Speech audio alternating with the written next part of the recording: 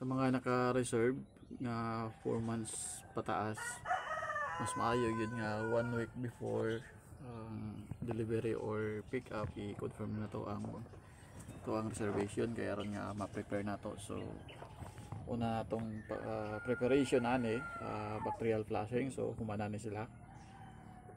Then ato ang iligoon o wash out shampoo. So ang sunod na to buhaton ugma duha ka adlaw ay deworm na to.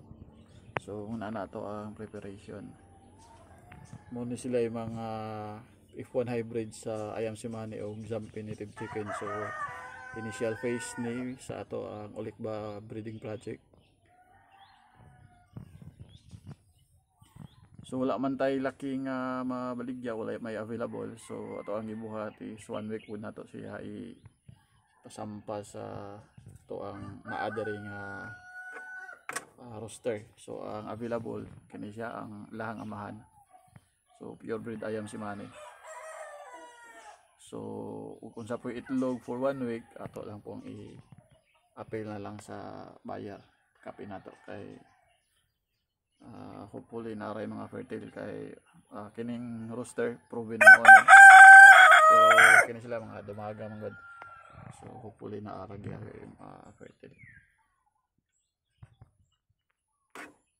So 6 months ni silang kining mga bae.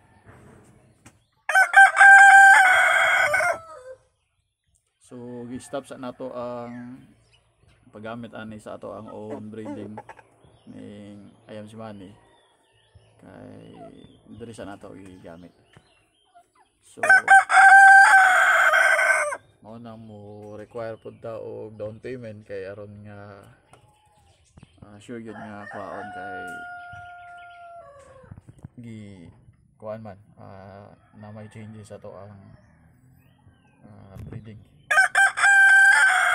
So stop man nato for 1 week.